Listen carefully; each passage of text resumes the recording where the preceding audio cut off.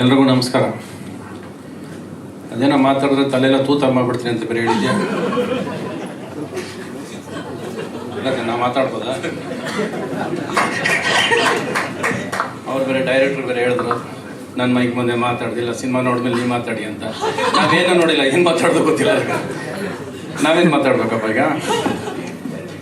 Trailer ನೋಡಿ ಮಾತಾಡ್ಬೇಕು. ಒಟ್ಟಿನಲ್ಲಿ ಇವತ್ತು ಶಿವಣ್ಣ ಬಂದಿದ್ದು ಖುಷಿ ನನಗೆ. ಎಕ್ಸ್ಪೆಕ್ಟ್ ಮಾಡಲಿಲ್ಲ ನಾನು. ಮೋಸ್ಟ್ಲಿ ಅವರು ನನಗೆ ಶಿವಣ್ಣ ಬಂದಿರೋದು ಹೇಳಿಲ್ಲ, ಶಿವಣ್ಣಗೆ ನಾನು ಬರೋದು ಹೇಳಿಲ್ಲ ಅವರು. ಸೊ ಸರ್ಪ್ರೈಸು ಸಸ್ಪೆನ್ಸ್ ಅಲ್ಲೇ ಇಟ್ಟಿದ್ದೀರ ನೀವು. ಇಲ್ಲಿ ಬಂದಮೇಲೆ ಹಿಂದೆ ಕರ್ಕೊಂಡು ಹೋದಾಗಲೇ ಗೊತ್ತಾಯ್ತು ಇವ್ರು ಏನೋ ಮಾಡಿದ್ದಾರೆ ಇವರು ಅಂತ. ಯೂಶಲಾಗಿ ಶಿವಣ್ಣ ಇದ್ರೆ ನಾನು ಬರಲ್ಲ, ನಾನಿದ್ರೆ ಶಿವಣ್ಣ ಬರಲ್ಲ. ಅವನಿದ್ರೆ ನಾನಿದ್ದಂಗೆ, ನಿಜಿದ್ರೆ ನಾನಿದ್ದಂಗೆ ಅಂತ ನಾವಿಬ್ರು ಹಂಗೆ ಅಂಡರ್ಸ್ಟ್ಯಾಂಡಿಂಗಲ್ಲಿ ಒಬ್ಬರು ಪರವಾಗಿ ಒಬ್ರು ಮಾತಾಡಿದ್ರೆ ಮುಗ್ದೋಯ್ತು ಅಂದ್ಕೊಂಡ್ರು ನಾವು. ಆ ಸ್ನೇಹನ ಇವತ್ತುವರೆಗೂ ಎರಡೇ ಸ್ಟಾರ್ಗಳು ಇವತ್ತರೆಗೂ ವಾರ ಮಾಡದೆ ಬಂದಿರೋದು ನಾವು, ಯುದ್ಧ ಮಾಡದೆ. ಬರೀ ಸಿನಿಮಾ ಅಷ್ಟೇ, ಸಿನಿಮಾ ಕನ್ಸ್ಕೊಂಡಿದ್ದೀವಿ. ನಿನ್ನ ಸಿನಿಮಾ ಚೆನ್ನಾಗಲಿ, ಎರಡು ಸಿನಿಮಾ ಒಟ್ಟಿಗೆ ಬಂದರೂ ಕೂಡ ನಿನ್ನ ಸಿನಿಮಾ ಚೆನ್ನಾಗಿದೆ ನನಗೆ ಖುಷಿ, ನನ್ನ ಈ ಥರ ಬೆಳ್ಕೊಂಬಂದವ್ರು ನಾವು. ಎರಡು ಫ್ಯಾಮಿಲಿ, ನಾವಿಬ್ಬರು ಸ್ನೇಹ ಇವತ್ತರೆಗೂ ಹಾಗೆ ಉಳಿಸ್ಕೊಂಬಂದಿದ್ದೀವಿ. ಅದು ದೇವ್ರ ಇಚ್ಛೆ. ಅದು ಶಿವ ಅಂತ ಹೆಸರು ಇಟ್ಕೊಂಡು ನನಗೆ ಶಿವ ಅಂದರೆ ಪ್ರೀತಿ ಬೇರೆ, ಅಭಿಮಾನ ಬೇರೆ. ಇನ್ನು ಸಿನಿಮಾ ಬಗ್ಗೆ ಮಾತಾಡ್ಬೇಕಾದ್ರೆ ನಿನಗೇನಪ್ಪ ನಿಮ್ಮ ಅಪ್ಪ ಅಮ್ಮನ ಆಶೀರ್ವಾದನೇ ಇದೆ. ಅವ್ರು ಪಟ್ಟರು ಆಸೆಗೆ ನೀನು ಇಲ್ಲಿ ಬಂದಿದ್ದೆ, ಅದಕ್ಕಿಂತ ಇನ್ನು ದೊಡ್ಡ ಆಶೀರ್ವಾದ ನಾವೇನು ಮಾಡೋಕ್ಕಾಗುತ್ತೆ ಅಲ್ವಾ? ನೀವು ತುಂಬ ಆಸೆ ಪಟ್ಟಿದ್ದೀರಾ, ನಿಮ್ಮನ್ನು ಎಲ್ಲರೂ ಬೆಳೆಸಿದ್ದೀರಾ. ಇವನ ಮುಖದಲ್ಲಿ ನೋಡಿ ಯಾವಾಗಲೂ ನಗುನೇ ಇರುತ್ತೆ, ಒಂದು ಆತಂಕ ಟೆನ್ಷನ್ ಏನೂ ಇರಲ್ಲ. ಯಾವಾಗ ಹಿಂಗೆ ನಾನು 5 ವರ್ಷದಿಂದ ಇವನು ನೋಡ್ತೇನೆ. ಇವನು ನೋಡಿದ್ರೆ ಒಳ್ಳೆ ಮುಗ್ಧತೆ ಥರ ಏನೋ ಕಳ್ಕೊಂಡ್ರು ಅಂತಾನೆ ಕಾಣಿಸ್ತಾನೆ, ಬಟ್ ಹಂಗೆ ಅನ್ಸೋದಿಲ್ಲ. ಯಾವಾಗ ರಿದಮೆಟಿಕ್ ಆಗಿರ್ತಾನೆ. ಇಲ್ಲಿ ಬಂದ್ರೆ ಮಗ ಏನೋ ಹಿಂಗೆ ಏನೋ ಮಾಡ್ಬಿಡ್ರಪ್ಪ ನಮ್ಗೆ ಅಂತ ಕೂತಿರ್ತಾನೆ ಅಲ್ವಾ? ಒಬ್ಬ ಶಿವಣ್ಣನ ಪರ ನಾನೇ. ಒಟ್ಟಿನಲ್ಲಿ ನನಗೆ ಸಿನಿಮಾ ಟ್ರೆಂಡಿಂಗ್ ಆಗಬೇಕು ಅಂತ, ನೀನು ಯೂಟ್ಯೂಬಲ್ಲಿ ಜಾಸ್ತಿ ಪಾಪ್ಯುಲರ್ ನೀನು, ಅದಕ್ಕೆ ಸಾಂಗ್ ಟ್ರೆಂಡಿಂಗ್ ಆಗಬೇಕು ಅಂತ ಮಾಡ್ಕೊಂಡು ಬರ್ತೀರ ನೀವು ಯೂಶಲಾಗಿ. ಇನ್ಸ್ಟಾಗ್ರಾಮು ವಾಟ್ಸಪ್ ಎಲ್ಲ ನಮಗೆ ಅಷ್ಟೇ ದುಡ್ಡು ಬರಲ್ಲ ಅದು. ಸೊ ನೀವು ಮಾಡಬೇಕಾಗಿರೋದಲ್ಲ ಇವಾಗ ಸಿನಿಮಾ ಹಿಟ್ಟಾಗಿ ಏನು ಮಾಡಬೇಕು ಅದು ಮಾಡಬೇಕು ಇವಾಗ. ಅದು ಬೇಕಾಗಿರೋದು ಇವಾಗ ಅಲ್ವಾ? Everybody is gone to Instagram, WhatsApp. ಅದಕ್ಕೇನು ಕೊಡಬೇಕು? ವಾಟ್ಸಪ್ಪಲ್ಲಿ 4 ಸರಿ ನಮಗೆ ಒಂದು ಮೆಸೇಜ್ ಬರ್ತಾ ಇರುತ್ತೆ. ನಾವು ಬಂದರೂ ಸಿನಿಮಾಗೆ ದುಡ್ಡು ಕೊಟ್ಟು ನೋಡೋರಲ್ಲ, ನಾವು ಓಸಿ ಬಂದು ನೋಡೋರು.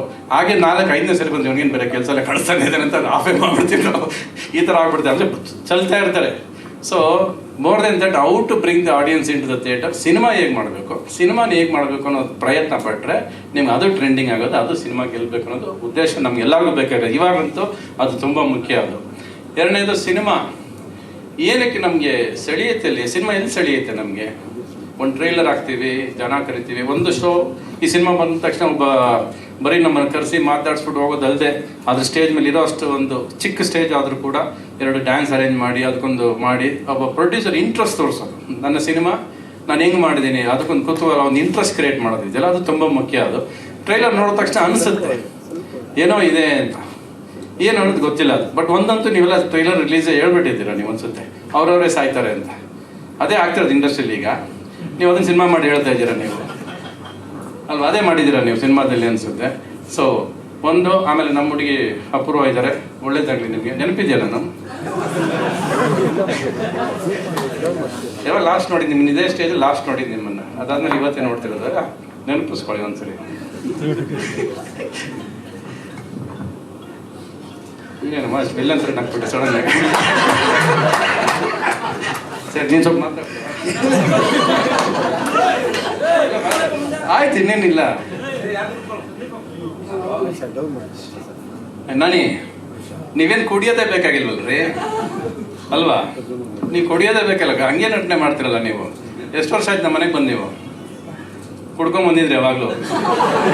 ಅಲ್ಲ ರೀ, ನೀವು ಕುಡಿದವರು ಕುಡ್ಕೊಂಬಂದಂಗೆ ಇರುತ್ತಲ್ಲ, ಅದಕ್ಕೆ ಹೇಳಿದ್ದು ನಾನು. ನೀವು ಗುರುಪ್ರಸಾದ್ ಬಂದಿದ್ದಲ್ವಾ ನಮ್ಮ ಮನೆಗೆ? ಒಂದು 6 ಅವರ್ಸ್ ಇದ್ರಿ ಜೊತೆಯಲ್ಲಿ ಅನ್ಸುತ್ತೆ ಅವತ್ತು. ಹೌದು, ಆ ಪಿಕ್ಚರ್ ಯಾವುದು, ಎದ್ದೇಳು ಮಂಜುನಾಥ್ ಆದ್ಮೇಲೆ ಬಂದಿದ್ದು ನೀವು.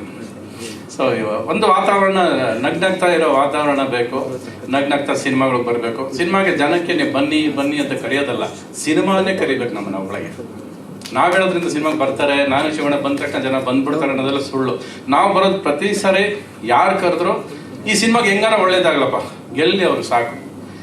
ಗೆದ್ರೆ ನಮಗೆ ಖುಷಿ. ಪ್ರತಿಯೊಂದು ಸಿನಿಮಾನು ಇಂಡಸ್ಟ್ರಿಯಲ್ಲಿ ಗೆಲ್ಲಿ, ಬಟ್ ಸಿನಿಮಾಗೆ ಏನು ಬೇಕು ಅದಕ್ಕೆ ಸ್ವಲ್ಪ ಪ್ರಯತ್ನ ಪಡಬೇಕು. ಪ್ರತಿಯೊಬ್ಬರು ಸಿನಿಮಾ ಮಾಡಬೇಕಾಗಿರೋದು ಏನು ನೀವು ಪಿಕ್ಚರ್ ರೆಡಿ ಆದಮೇಲೆ ಪ್ರೋಮೋಸ್ಗೆ ಇದಕ್ಕೆಲ್ಲ ಇಷ್ಟೊಂದು ಟೈಮ್ ತಗೋತಿರೋ ಅದನ್ನು ಸ್ಕ್ರಿಪ್ಟ್ ಮಾಡಬೇಕಾದ್ರೆ ಸಮಯ ಕಳೀರಿ.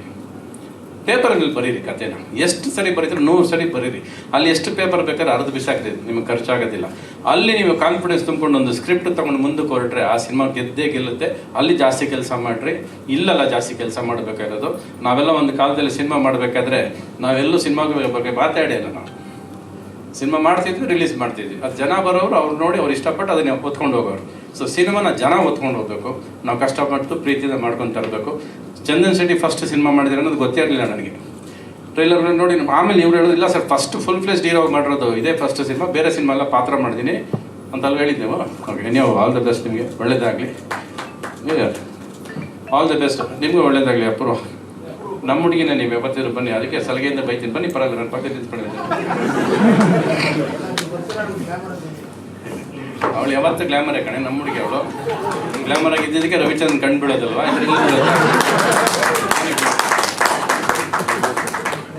ಆಯ್ತು.